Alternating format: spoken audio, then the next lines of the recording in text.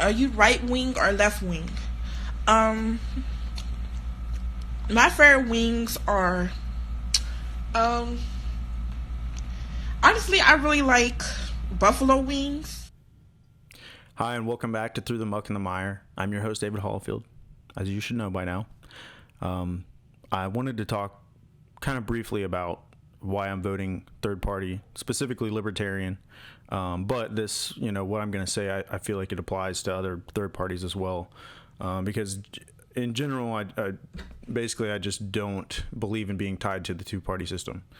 I'm going to try not to focus too much on bashing the other two candidates, because that's just not what this is about. I just want to talk about why I'm voting for a third party, not why I'm not voting for the other two, because I don't really think that, well, realistically, I don't think that there's a good argument to vote for either of the other two. So I don't know. I think it's kind of a waste of time to sit here and have to list out all of the really shitty things about both of the other candidates. Like, I don't feel like it needs to be justified, honestly.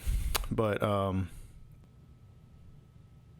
the first one is saying, the first argument and the most common one is basically like, oh, well, you're just wasting your vote or whatever. You're sitting on the fence. You're helping the other side. However people want to say it. There are multiple ways to look at it. First off, especially considering that a 5% vote for a third party would get that third party funding in the next election, it's not necessarily just about can they win or not. There's a long-term, bigger picture here also that people need to keep in mind. Everything doesn't just happen in like right here and right now. And I know everything's super polarized right now and everything's kind of extreme on both sides. So people were like, oh, well, we might not have a future. Like, it's really dramatic, but we might not have a future to worry about. So we need to fix this problem right now first and then worry about that later. I don't believe in that. That's just not how my mind works. So my vote is going towards that 5%. That's what I'm going for. Mainly in the hopes that in 2024, Justin Amash runs. But regardless of who runs in 2024, I want the Libertarian Party to have funding and have a fair chance. So, yeah, it's fair to say at this point, it's too late in the game for Joe Jorgensen to actually win unless people come to their senses and stop voting for lesser of two evils and vote for the best candidate, because she is the best candidate right now. So yeah, it's not a wasted vote because there's still an agenda, there's still a game plan going on, and I'm contributing to that. The argument about swing states, if you're in a swing state and, in that case, I can see that argument. I understand it. And, I think ultimately though, like, you have to vote your conscience. Like, if your conscience tells you that it's more important to stop Donald Trump or Joe Biden than it is to vote for who you necessarily agree with the most politically, then just follow your conscience. I mean, that's all I can really say. I'm not here to tell you not to vote for whoever you want to vote for. I'm just here to tell you why I'm voting the way I am. I think that we should all vote our conscience, and we should be picking the best candidate, not playing mental gymnastics of who has the best chance of winning and, all this other crap. That's not how the system was invented. That was never the intention. The founding fathers, especially George Washington, were adamantly against forming these political parties. Like, it's the same thing that happened in England, and partisanship is not good for politics, as you can see now. So regardless, I'm in Georgia, and Georgia is, I think, technically a swing state. We were within 5 or 10% in the 2016 election. I believe Trump got 50% and Hillary got like 45 or 44. I don't know, somewhere around there. So it was within 10%. I'm pretty sure that qualifies as a swing state. But I don't care. I just can't bring myself to vote for Joe Biden. And I obviously can't bring myself to vote for Donald Trump. So it's just out of the question. One of the more recent arguments that I've been seeing pushed around a lot more now is because the Democrats literally can't say that they actually like Joe Biden. Like, I really don't have any Democrat friends or family that is like, oh yeah, we're so happy to vote for Joe Biden. He's the best. Like, I'm so happy that he's our candidate. Like, literally nobody. I don't know how the hell he is like the option for the Democrats right now, because I don't know a single person that actually supported him ever. So I don't know if the DNC rigged it or what, but I didn't support him. Nobody I know supported him.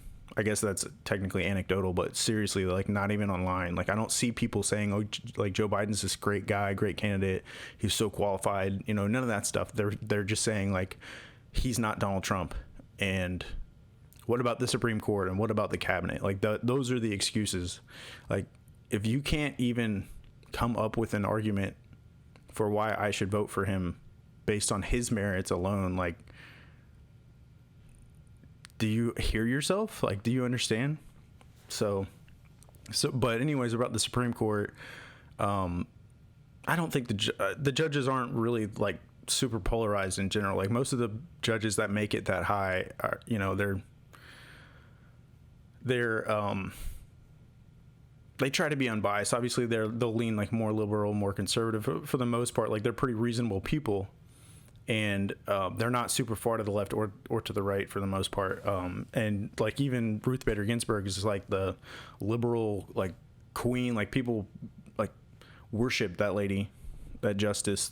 And she has sung praises of Justice Kavanaugh and other like supposedly like strong conservative judges. So I don't think that that Ruth Bader Ginsburg or other liberal judges feel the same way that the Democrats are acting like they should, basically, like freaking out about like, oh, what about the next Supreme Court seat or whatever. But anyways, a libertarian would pick good justices anyways, because libertarians want liberty. They want freedom. They want equality for everybody. They've been pushing for equality and like social justice reform for years. Like, before it was cool, they were supporting gay rights, they were supporting gun rights, they were supporting legalization of drugs, getting rid of victimless crimes.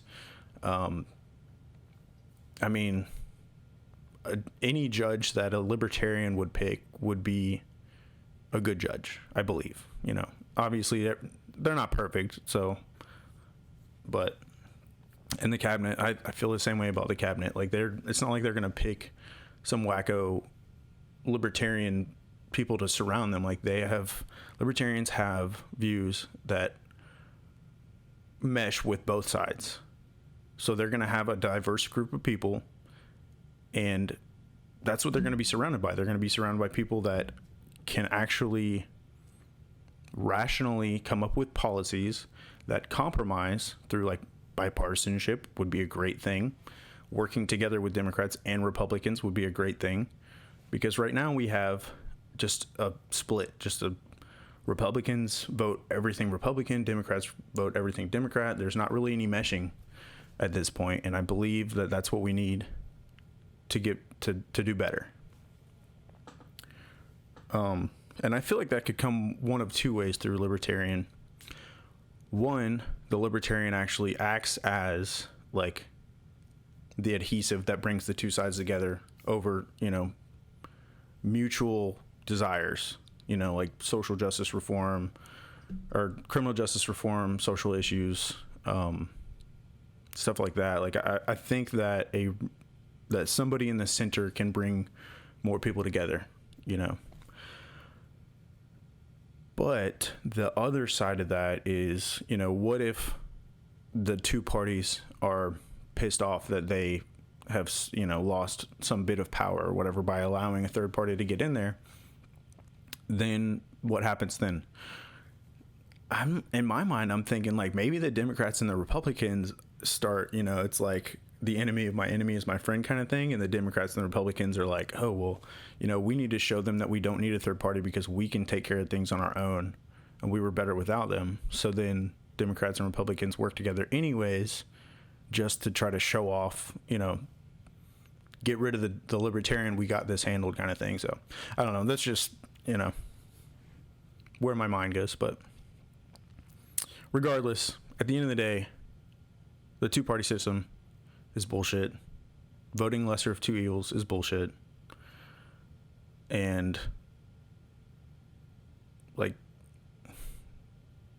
in 2016, and even since then, you know, a lot of conservatives were like, oh, well, at least he's not Hillary. And now the Democrats are doing the same thing, like, oh, at least he's not Donald Trump. So it's like neither one of y'all can even articulate to me why your candidate is actually better. You just say that the other one is worse. And is that really like how we want to pick our president? Just doesn't make sense to me. So